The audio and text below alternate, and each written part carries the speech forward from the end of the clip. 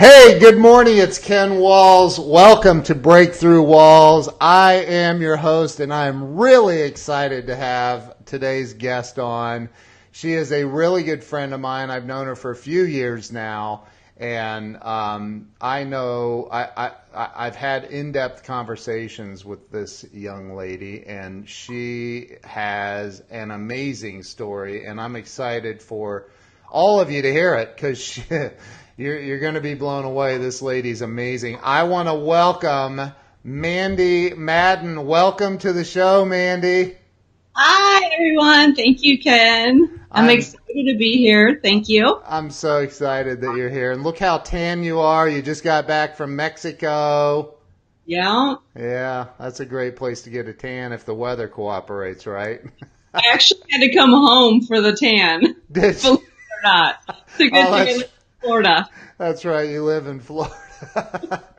Well, hey, it's been like 95 degrees here in Ohio, so it's been pretty warm. Yeah. But so Mandy, this show is it's called Breakthrough Walls. It's to help people have a breakthrough, because I believe people get stuck in life. They hit a wall. They don't know how to get over it, around it, under it, or through it. And they get stuck, or they get paralyzed, or whatever. And I know that you've been there. You and I have had some really in-depth conversations, and so I'm pretty excited to share your story, have you share your story out today, and hopefully help some people, right? Absolutely. Because that's what you live for. I know that for a fact. And that's what I live for. So let's start with, where were you born and raised? Wow. Okay, so I was born and raised in Peru, Illinois. Actually, I was born in Ottawa, Illinois. It's a little town in central Illinois, not very big. Peru, Illinois has about 5,000 people, maybe 10,000. I don't know. Not a lot of people. 10,000. I'll give them 10,000. They have a lot of cornfields, and I was just a regular, just normal child, right? Like, nothing big, not a big town, not a big city. I was very sheltered, I guess you would say. So, that's where I was born and raised. Wow. So, just a regular old non-exciting childhood. It was just, we played outside all the time. We went and hiking, and in my younger years we rode bikes, we skated around the block, and I played t-ball and softball, and like it was just a little town. Like I didn't really experience life until much later, in life. So I had a lot of money, so we just kind of hung out. Yeah. Sounds like the town I grew up in. Yeah. So you went. It sounds like it's kind of a almost farming type community. Yes, it is. Now were your parents farmers, or? No. So my parents were divorced when I was 3, and so they lived about 20 minutes from each other. Oh, okay. I primarily stayed with my mom, and then I would visit my dad every other weekend. And so, my dad lived in Ottawa, and he remarried when I was young, probably like 4 or 5, something like that. I think like 4. Immediately had some twins, my brothers, Keith and Kirk. And so, they were about 5 years younger than me, and we lived over there, kind of not in the farming town, but like we lived back, it's called Dayton, and it was like the country. Like our backyard was like a ravine, right? Yeah. I grew up like a tomboy. I loved playing with my brothers all the time. We used to build tree forts and go hiking in the, creeks and all of that. And, so that was with my dad. And then with my mom was a single mom, and, she struggled a lot, and she worked many jobs. And so I got my independence a lot at a young age, because she'd go from daytime job to a nighttime job. And so, I had to learn how to kind of fend for myself, make sure my homework was done, feed myself, get to the sporting events, walk to and from school at a pretty young age. So I gained my independence through that, just kind of taking care of my mom. Like I felt like I had to do that. Yeah. So at a young age, you took on the role of being a responsible adult, kind of. I was always responsible, but yeah. Yeah, right. So you're familiar with snow, yeah. In Illinois especially. So is that where you went to school your whole life then? I mean, is like hmm Went to a school called Les Salles Peru Township High School. And my graduating class was about 500, so it wasn't like tiny, tiny, but it was an accumulation of all the different townships, the farm towns. yeah, And so, I had a really close knit group of friends. There was about 9 of us girlfriends, and then we had the guy clique, and we used to be yeah, called like the little gang, and yeah, I was an athlete, and I just, it was my passion. It's actually what kind of saved me is sports, and really helped me become who I am today, because through that whole childhood, there was a lot of ups and downs through the whole process of everything. But, by the time high school came around, I, had that close circle of security yeah. and, started finding myself in what drove me, as an individual instead of everybody else, Right, right. So did you so you went, by the way, what sports did you play? So I started softball at a very young age. I was little itty bitty. I think I was like 5 or 6. Catcher, I was in softball. Mm-hmm. I stayed with softball actually until I was 19 years old, into fast pitch softball as an adult. Wow. We won the state championship for that team back then. And so that was fun. But I also played, during school, I played volleyball, track, and basketball. And funny story is, I was never really athletic per se. Like, you see those people that were super athletic and they're just that have natural God-given abilities. Yeah. I work really, really hard to be good at what I did in sports, And so when I first started, like, I wasn't that good, and I wanted to play volleyball so bad. I actually played band for a little bit too. I played the clarinet, in 5th grade. I did. Nice. 6th grade is when I really am like, I would see those girls on the volleyball court, and I'm like, I want to do that. I never was into the cheerleading. Like I said, I was a little bit of a tomboy, so the sports just really, I loved the competitiveness of it and just the ability that they had. And so I joined the team, but I sat the bench probably until 8th grade. So for my first 2 years in sports, I pretty much sat the bench. I was the ball shagger, Yeah. That was when they were just coming out with girls basketball, my 7th and 8th grade year. And wow, I really had a passion for that because it allowed me to like get my aggression out. Yeah. Yeah. And when I switched schools, I had to switch schools from Les Salles to Peru in 8th grade. So you met a whole different realm of people, but I was really good in 8th grade. Like, I got better, Yeah. I was like, okay, so this is fun. And then high school started, but then the girls got taller, and then it was everybody. So they were like really good. So I went back to sit on the bench. But by junior and senior year, I was, setting high school records. Actually, in track, I was setting high school records for triple jump. And Wow. starter on volleyball and a starter on the basketball team. And yeah, I mean, it was the glory days, right? Wow, that's awesome. So after you graduated from high school, and did you go on to college? I did. Yeah. Yes. I went to a community college in Illinois there. We called it Harvard on the Hill. Nice. Oh, it was terrible, but for real, it was just a little community college, and it was up on a hill, so it was super windy, and whenever it was cold, it was just freezing, so that's kind of why we did that.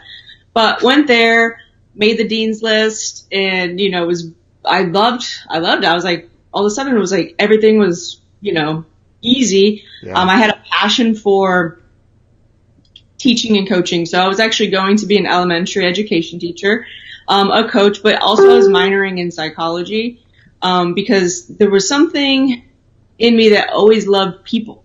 I love the human mind and psychology of people and the sociology and how people related and everything. It was my passion. So I took a lot of courses about that. And, so after that I was 19 I only went to that school for 1 year, and I transferred to Wisconsin. I left home at a ripe age of 19. I said, Mom, I'm leaving. And I moved to Wisconsin. Wait. You moved from cold Illinois to like the North Pole. Colder. Pretty much. I mean, that's cold up there. I've been up there. My wife has family in Wisconsin. So, okay. So, you went to Wisconsin. And what college up there? University of Wisconsin in Waukesha. Okay. So I went there. I followed a boy, actually. And, God. Oh, dear God. He was more of a man. I dated older. Yeah. But I went up there with him, and then I started working at Sam's Club, actually, on a part-time basis as just a cashier, and I was going to school full-time. Mm-hmm. And I actually walked on the tennis team. I never played tennis in my life. I walked on the tennis team there. Wow. Played a year of that. But then after I got my associate's degree, I was working at Sam's, and I liked it, and there was a lot of room for growth. And so they offered me a management position at 20 years old, making $30,000 a year. And I was like, oh, that's more than a teacher's going to make. Okay. Yeah. So I didn't go back to school. After I got my associates, I went on full time as a manager at Sam's, and then I stayed with them, and they moved me from club to club, and I just had a niche with people. They would move me to help morale, because in a work environment like that, there was a lot of unions that would try to come in, and this wasn't a union type business, right? Right. And so morale had to keep high, just the people and productivity, all that stuff. And so they would move me from club to club to fix that. And so it just became this really manager that led by example, right? That had a really good work ethic. And so that I just loved it. I love what I got to do. I love to find potential in people, like build their skills, put them in my shoes, and then I would get promoted. And I kept getting promoted and promoted. That's how I ended up in Florida, actually. I got sick of the cold. Yeah. Can't blame you there. Yeah, they had a job posting here in Florida, in Melbourne, Florida. Wow. And one of the regional fresh managers came to Wisconsin and was touring our club. Uh-oh. What happened?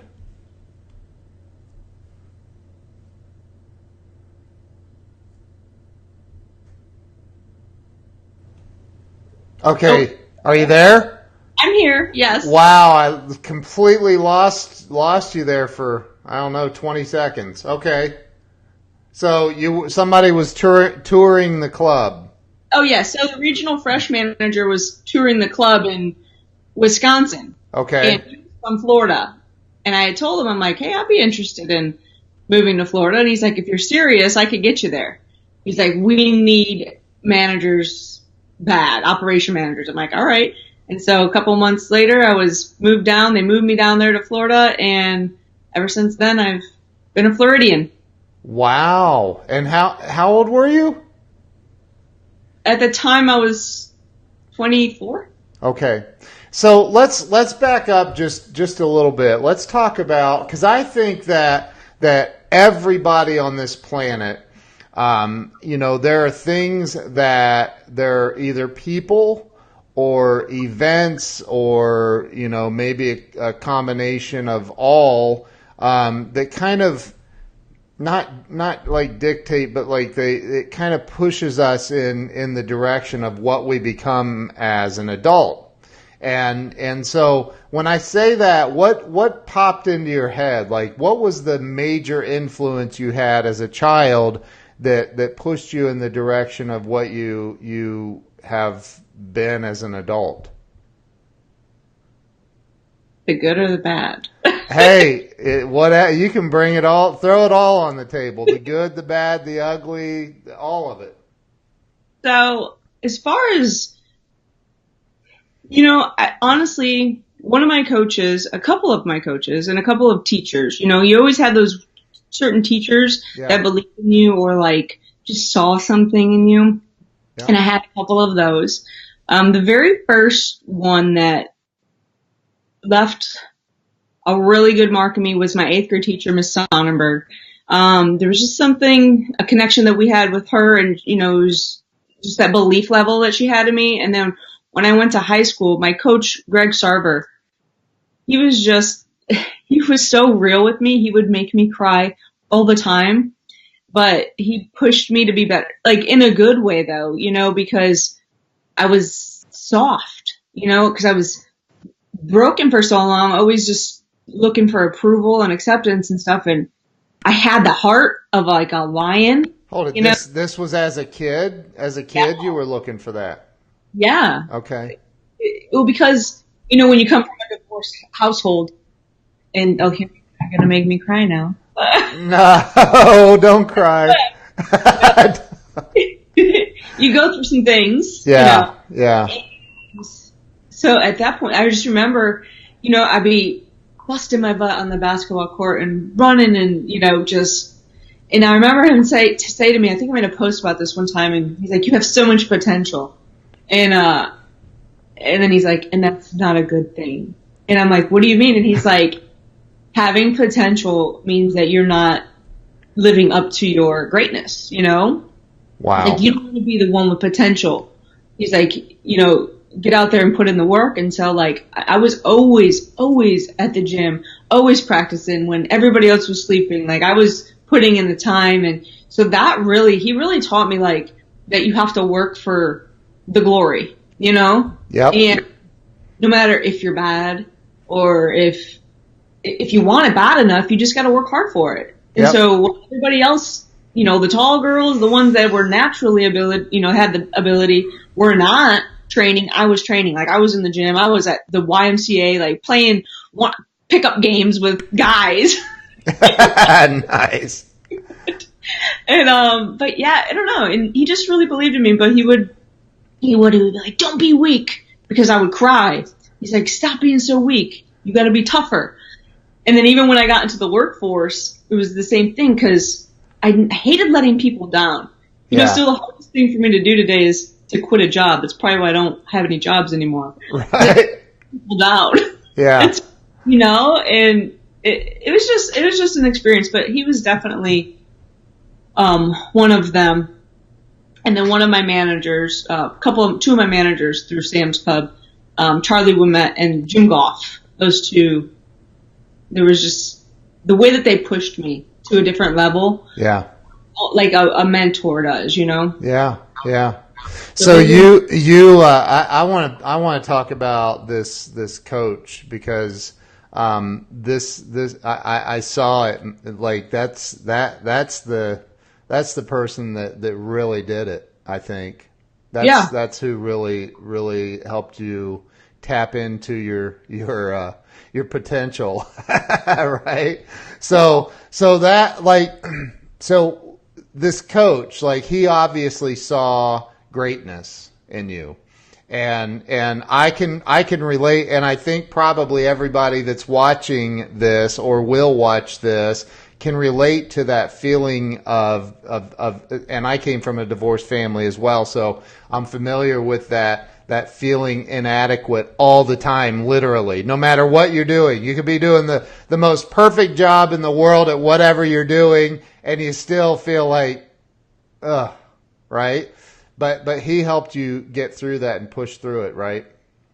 He did. And really, it was a lot my team too. Having a team of people that y'all were going towards the same thing. I love team aspects. I love team building. That's why, it's my natural calling, I think, to be a leader in that sense, because I always want to win. I'm super competitive. I always want to help others and do it together. Like, I'm one of those people where it's like, look, as long as the end result is there, like, it doesn't matter who gets the credit. It's a team thing. And so I love when you all run towards something where everybody's winning. And I think it makes you a stronger individual, because you don't no longer feel alone, because you have, like, it's just like having friends. You have your posse or whatever, but right. it's different, because it's not just people you hang out with. It's people that you're like working hard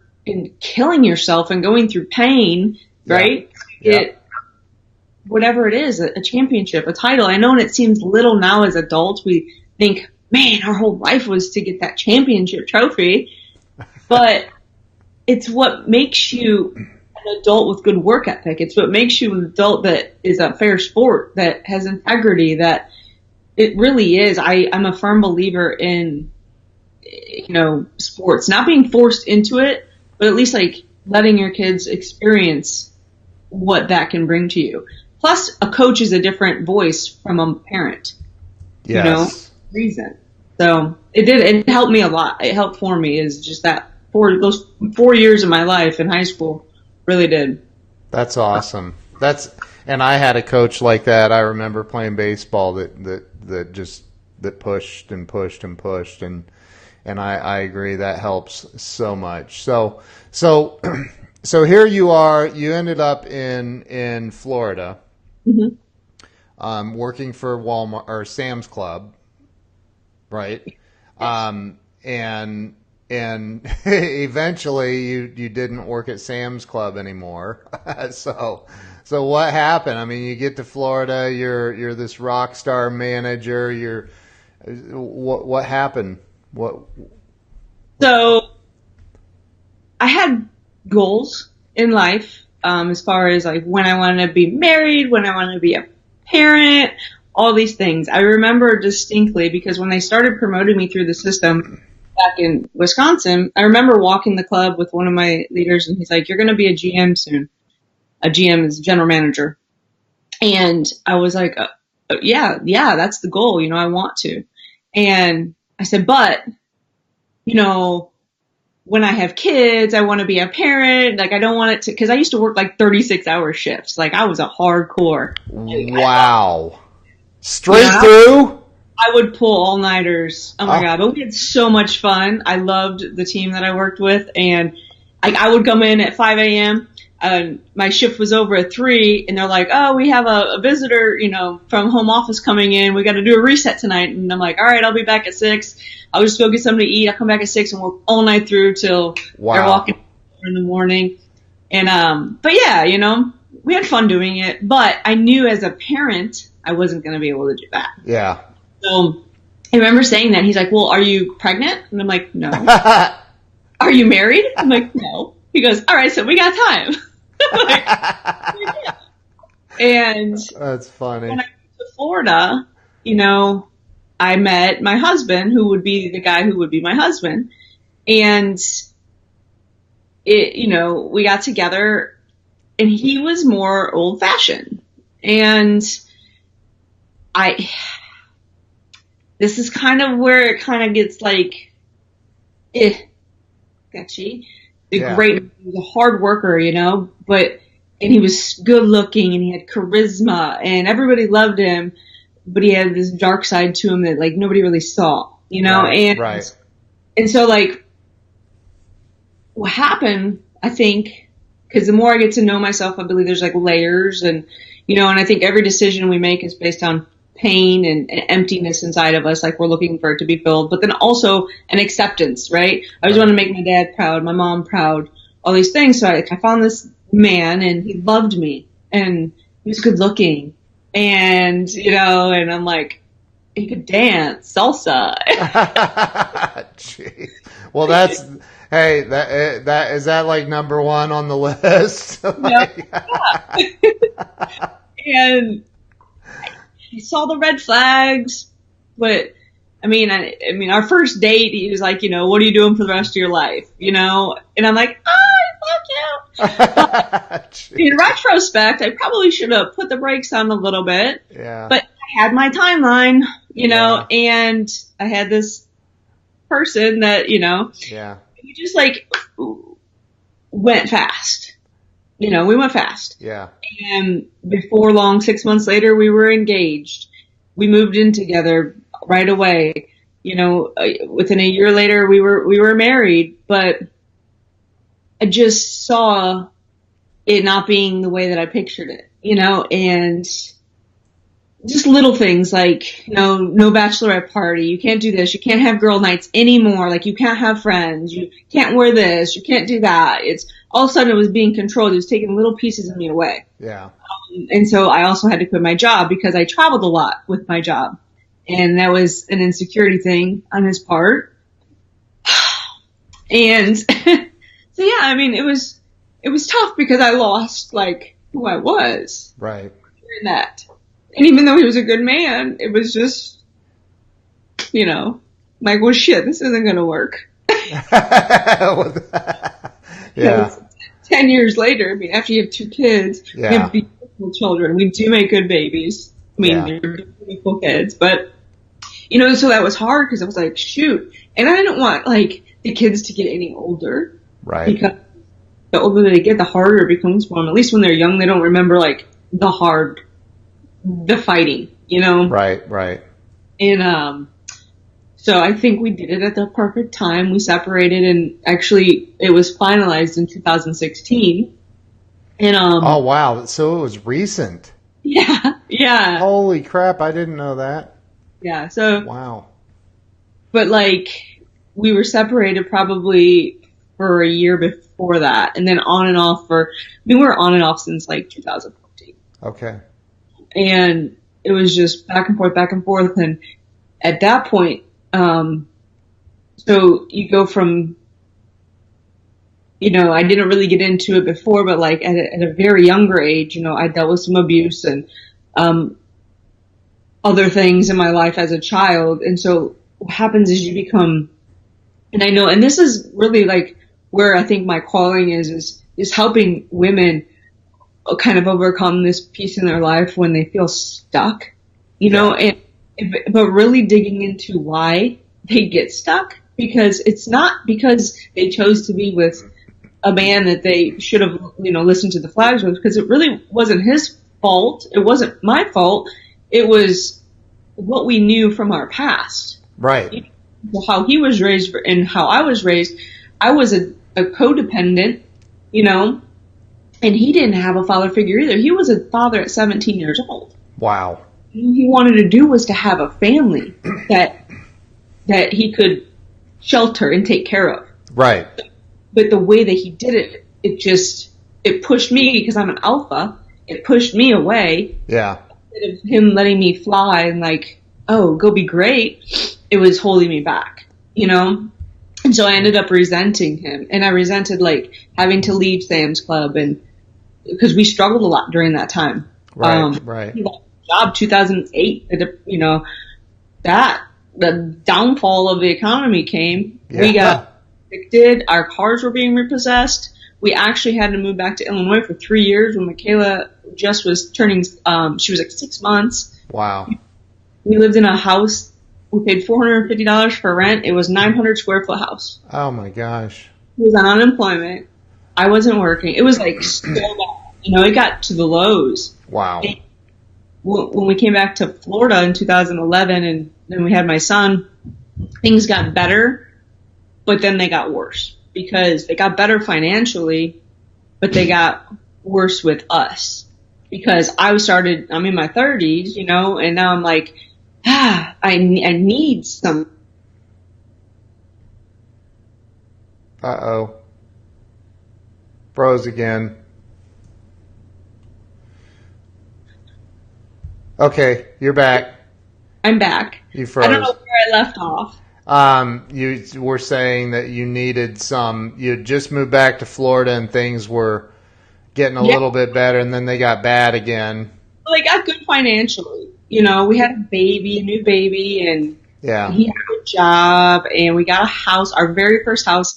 Like, I moved 12 times in 11 years prior to that. Wow. And so finally it was like, we're putting roots down. We bought our first home, got a good deal on that.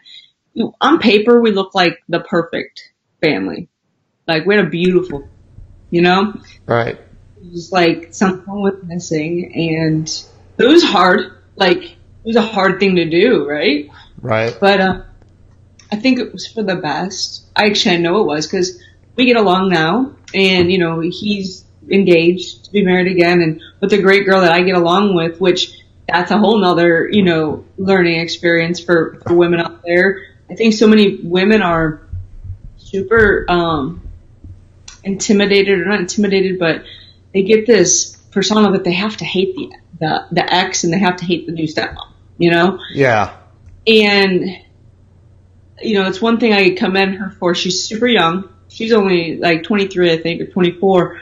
She's great with my kids. And that was the one thing I was, the most scared of. It really wasn't anything else. It was just like, oh my gosh, who's going to raise my kids? Right. I can relate to that. I get it. There. Yeah.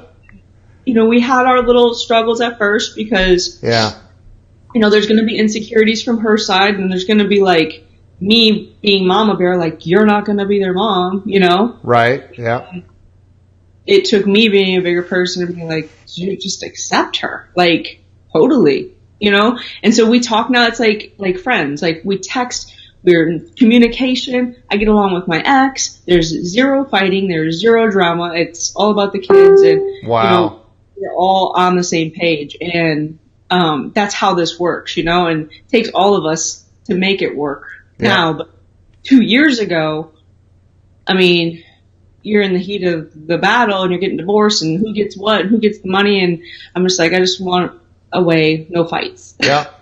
I don't like confrontation. I'm just like, I just want no fights. I get it. So this all like finalized 2 years ago. And when you left Sam's Club, you left your job in 2008. Is that what you said? 2006 actually. I left my job. Okay. So, so you don't work? You don't do anything? So, I'm kidding. For a second, I didn't. My husband at the time pretty much was the sole breadwinner. Okay. But then 2008, he lost his job. So then I was pregnant. Oh, God. And so I went and found a job. Now, he was very particular on the jobs I got. I know I don't want to make him sound like an equal beast because he's not. Yeah. But he was just insecure, And so he's like, I don't want you to work with men. So I found a job at in a reception area type thing at the hospital. I did insurance and scheduling for surgeries and things like that. It was a decent paying job with benefits. Yeah. But he wasn't working, and that was not getting us by.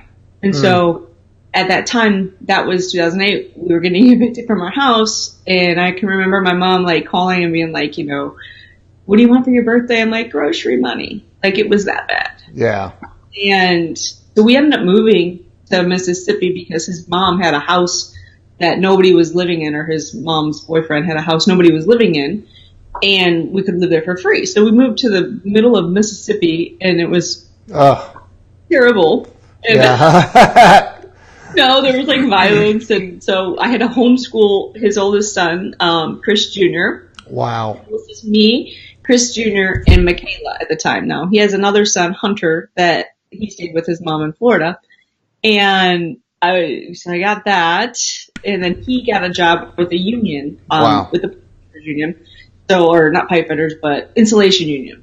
Well, he was gone for 4 days and 5 nights out of the week. Yeah. And it just wasn't cutting it. So I told him, I'm moving to Illinois. I'm taking the kids. Send us money. So he stayed there. Literally, he stayed there working that. Send us money in Illinois. We stayed with my mom. 30 years old, guys, living with my mom. I moved back here. 30 years old. Yeah. And, and then after that, we moved out once he came to town and things like that. But then, like I said, 2011, we kind of went back to Florida and got our together. So along the way, you and I've had some very deep conversations, and we don't need to get into all that, but I know along the way you've hit some pretty rough patches. But we've also talked about it's those rough patches that kind of help you figure it out. Those rough patches are what I truly believe, that the harder the life you've had, the greater the opportunity for you to succeed. I truly believe that, because I think that pain is what teaches us. Yeah. And that makes you a very, very wise young lady. So, but along the way, you obviously you've made mistakes, and this is on this show. I like, everybody likes transparency, and they can see through the BS, right? So what do you feel like the biggest so far in your life? What's the biggest thing that you've done, the biggest mistake, if you want to call it a mistake, learning experience, whatever you call it? I don't refer to my ex as my ex-wife. I say my previous learning experience. But like, what do you see as the biggest thing that you've done that would be classified as a mistake, but that's helped you along the way?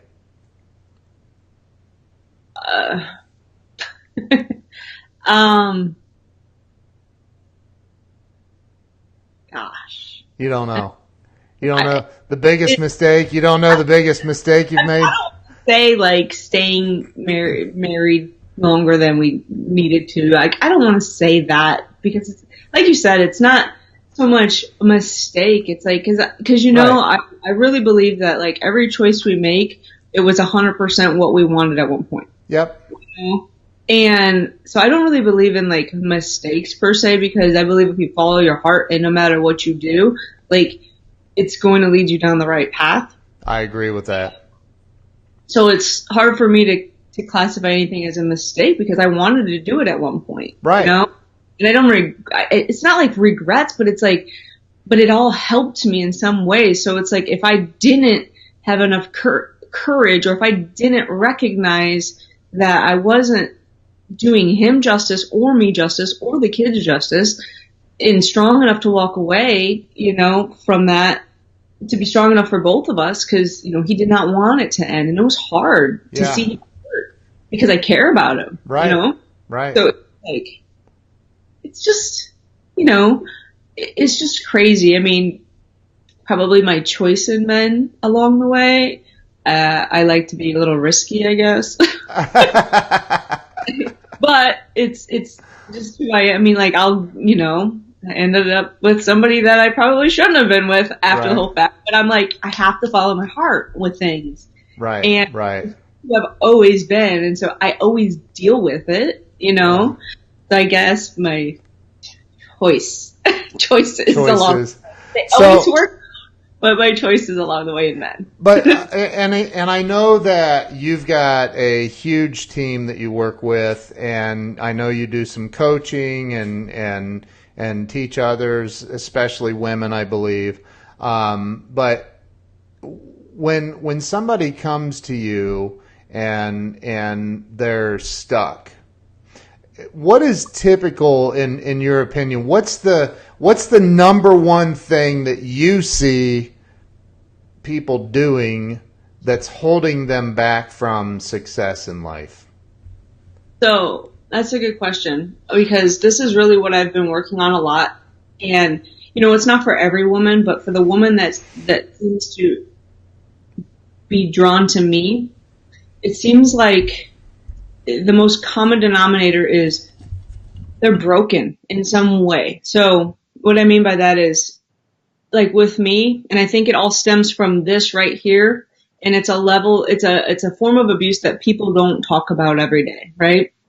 And that society doesn't really deem it as abuse, but it's the emotional abuse that, we as women get, especially, when you're like me, when I'm an overachiever, and, I want to make people proud, and I want to do all these, but then, what do I say? So what happens, especially like entrepreneurship, right? So they're coming to me and they're broken. So right. There's pain. There's no belief, right? Right. And what happens is I think people lack the belief in themselves, because why do we believe in ourselves? You got to think about this. And so I've really like dug through the layers of why do we believe in ourselves? What makes us believe in ourselves as adults, as humans, as whatever? And it's literally, it comes from a lot of different forms, but really it comes from confirmation of others. So when others are giving us praise, when others are giving us confirmation that we're doing the right thing, or that we're doing a great job, or we're getting results, See, then we believe in ourselves. But we can't believe in ourselves when we're failing or when we feel like we're failing. And right there, and I think that stems from emotional abuse through years, whether it came from parents, whether it came from loved ones, relationships. It's an emotional abuse that we give ourselves and then we believe it all the time. And unless people are giving us that, that Yeah. confirmation that we're good again, that's the only time we'll believe it. Instead of saying, you know what? No, like, that's not true. I'm great, and I'm going to do this all by myself, whether I have support, whether I have anything, whether I have the validation of others or not, because I know that I'm going to win. And so it's those people, I think they struggle because they're scared to do it wrong, and they're scared to make mistakes. And wait a minute, stop right there. That I think you just nailed it. Like, you nailed it. People stay stuck because they're afraid if they do something, anything, they're going to screw it up. Yeah. Yeah. They are, and they're afraid that Yep. that it's not going to be like okay. I mean, I've failed so many times since I've started my real journey in entrepreneurship, Yeah. and I've started and like went fast, I've went slow, I've taken steps back, and I'm like reevaluated myself many, many times, Yeah.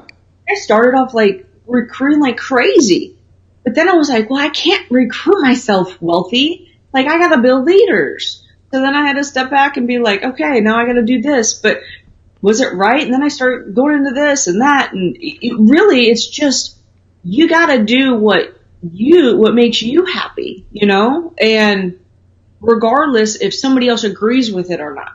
So, meaning like in network marketing, this is a prime example. So that's what one of my professions that I have chosen in network marketing.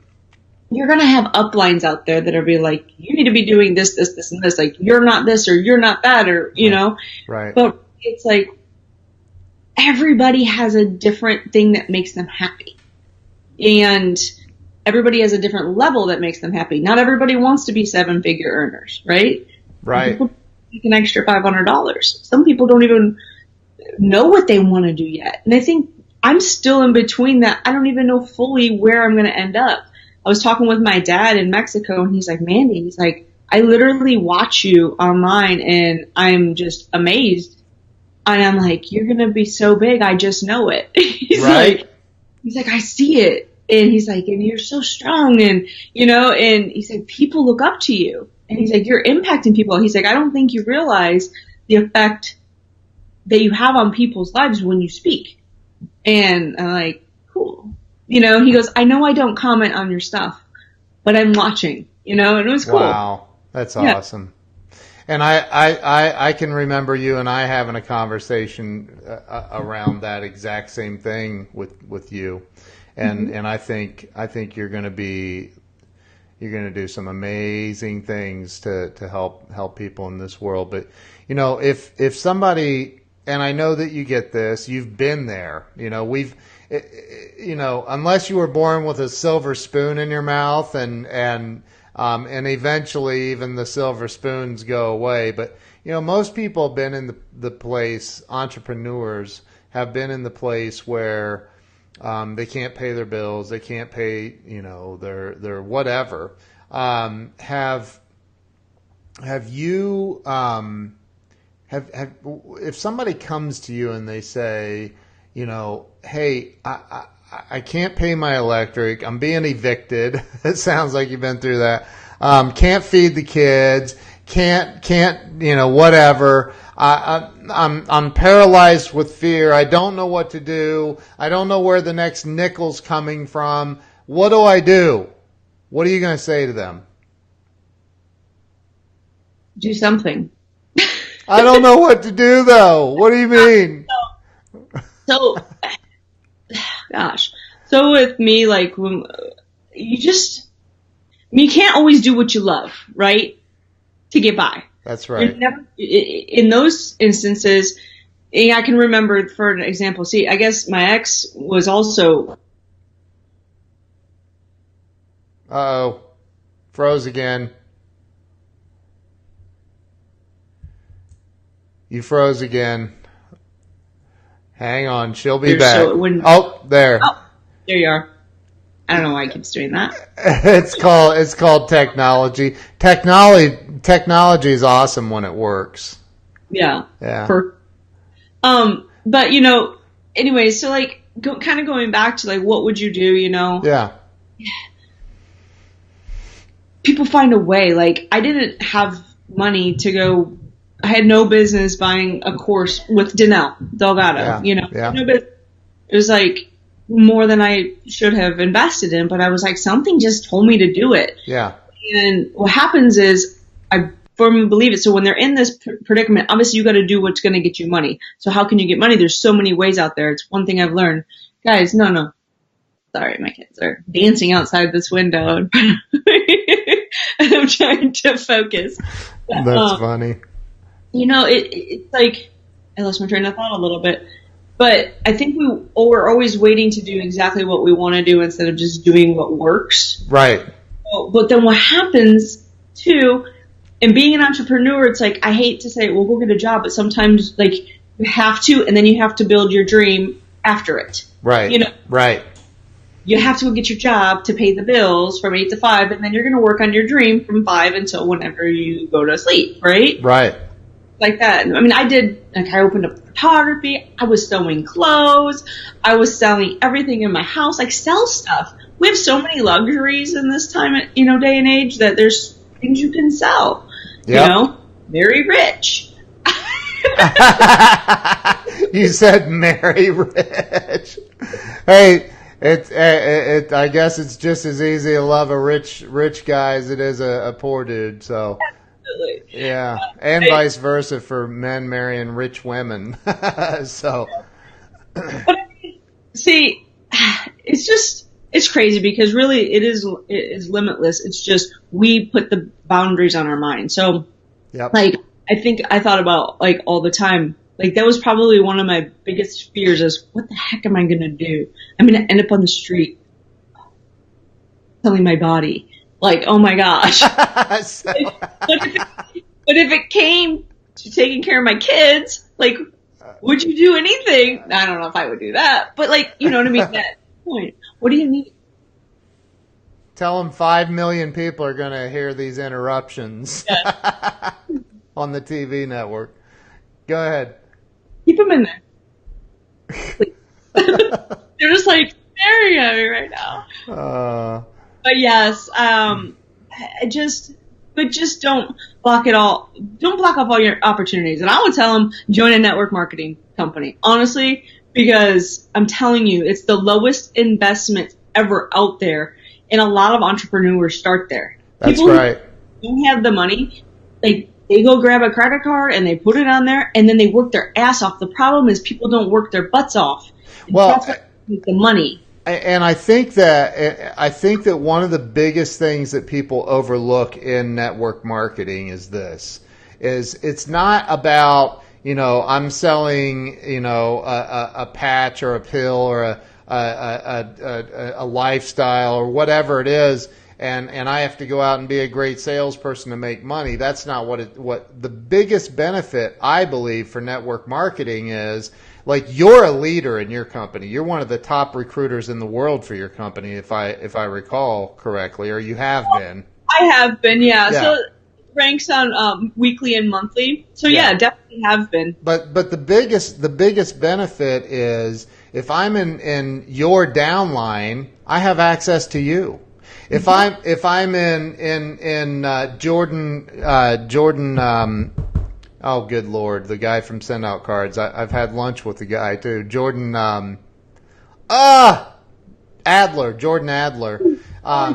He's one of the top recruiters and MLMers in the world.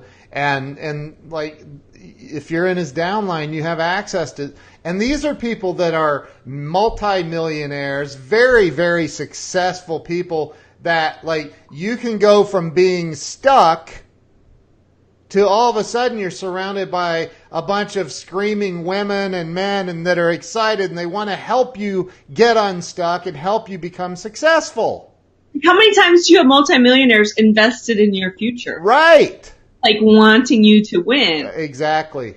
I think really people overthink that. That's why, it'll always probably be something that I do. One, because I love the people and I love their hearts. Like the people who come on my team, like we have similar hearts and similar work ethics, Yeah.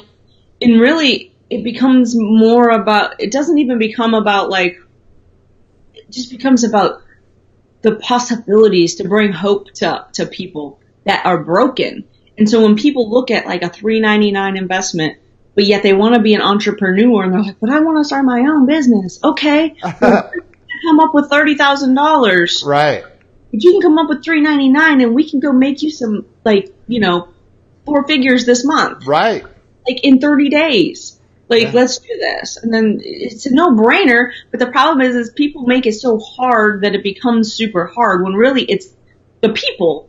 I mean, you're selling, it's us. It's, okay, well, what if I'm closing everybody for you? What if I'm closing all your deals for you? Right. You do?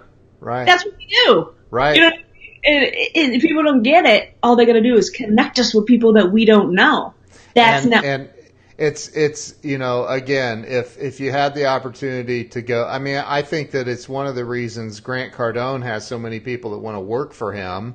It's not that they want to go sell his products and services necessarily. It's they want to be mentored by Grant Cardone or the guy Tony Robbins or anybody. Like when you can say, I'm working with this person and they're mentoring me, and to be able to be in somebody like you or all these other big players, like they're mentoring you. It's a $200, $300, $400, $500 investment in most cases to get involved, and like you get mentored by unbelievably successful people. So, I think that it's a great starting point. Doesn't mean you're going to be in MLM forever. Maybe you will be. I don't know. But I mean, I've been in some form or another for most of my adult life.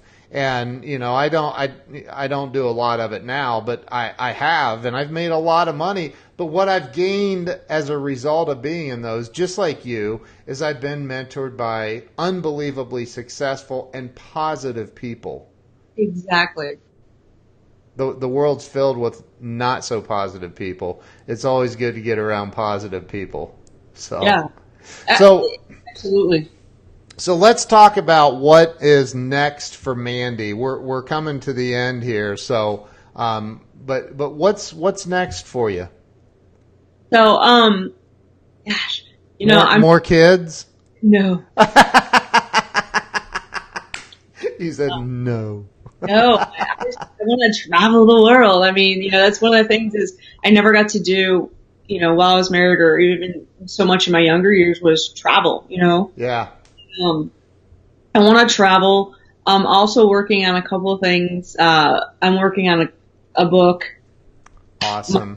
Book. But then also last night, which was crazy. It's funny. You can even ask my other half, like, it was late. I had a team call. I didn't get off till like quarter to midnight. And, I went and I took a shower, got in bed at like 12 something. And in the shower, I was like having the epiphanies. You ever have epiphanies in showers? Yep. Literally writing my notes on the steam on the glass window. Oh my gosh. I just forget it. It was crazy. And I'm like, I got out of the shower and I ran to my bedside because I had my notebook and I turned the light on and he woke up and said, what are you doing? I'm like, I just had an epiphany. I'm like, oh my God. Don't write me down right now. Wow. It was, you ever had, okay, so what's really cool is, I think like there's not a lot of original thoughts out there or not a lot of original content. I always think it's like washed up from other people. Sure. So that's really something that I'm trying to get to it. So, when I first started, it was like all these mentors pouring into me, And so what happens is you regurgitate what you're learning in a different way. Right. And then, I think for the longest time, people just really associated me and Danelle together for so long because apparently I was really good at regurgitating her information, Yeah. And I step back from that and just really was like, what about me? Who am I? What message do I have? So really to dig into that, right? But then I've been going more. Remember I said I love psychology. Yeah.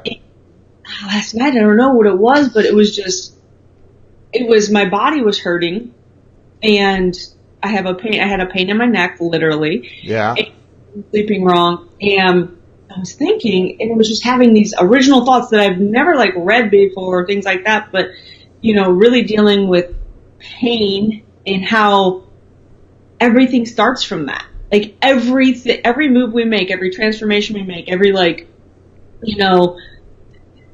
decision, whether we stay stuck, whether we move forward, whether we transform, whether we give up, whether we get depressed, whatever it is, it all starts from a pain point, right? Yep.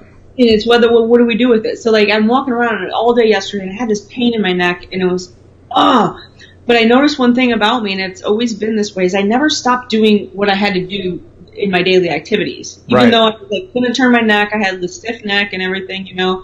But you keep going. And so I got thinking on a deeper level. Anyways, it was like a whole nother book idea, and it was great. And I was like, and this can go to here and here and here. And I just started thinking. So I love writing, and I don't think that I slow down enough sometimes to write. Yeah. And so that's really what I see for myself in the future. I would love to be doing some blogging, some books, and also I'm going to be at a possible collaboration with one of my business partners. We're going to be starting a TV show that's going to be amazing. Not TV show, but a show on here, podcast type thing. But we're actually going to we have a brain session today at 2 that I'm very excited about, that I think is going to be. That's awesome. It's going to be amazing. Wait do you see it? That's awesome. I'm excited for you. You are one of the most dynamic women that I know, and my wife is on here. You'll have to go back through. She's giving you massive props. You're incredible, and you just radiate. Whether you feel it or not, I don't know, but you radiate this positive energy, and you really do. And I love that about you. It just comes out of you. And we've had some laughs, right? But I know that you've been depository. Huh? Depositories. Yeah. Oh my God, that's an inside joke. But oh God, that didn't even like. Oh my, see. Anyway,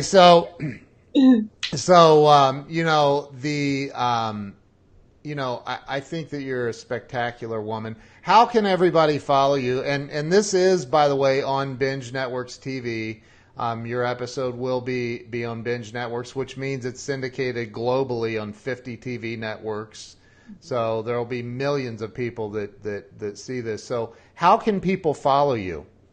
Well, right now, currently I'm on Instagram. It's Madon6. Also, Facebook is primarily where I am at. And I am still building my website because I'm a perfectionist at heart. And I want to make sure that when I start feeding people there, that's going to, it's going to be perfect for you guys. So right now, just connect with me on Facebook. It's just Mandy Madon. And then Instagram, Madon6. And we can connect, message me, shoot me a message, and, Awesome. Maybe we can work together someday. Awesome. Well, Mandy, I know you're a busy lady. I really genuinely appreciate you taking the time to be on the show. You're awesome. I know everybody on here learned something from you. And I especially me, I always learn from you when I talk to you. So thank you for taking the time to be on here. Well, thank you, Kim, for having me. It's always a pleasure talking with you and, doing anything and helping out your audience in any way possible. So, you're awesome. You're awesome. Don't hang up, but I'm going to end the Facebook Live. So everybody who shared this out and the likes, the hearts, and the love, comments, everything, thank you. Thank you from me. Mandy says thank you. And we will see you guys tomorrow with another amazing guest. I'm not sure that they'll be able to outdo Mandy, but we'll see. So thank you guys very much, and we will see you tomorrow. Have an awesome day.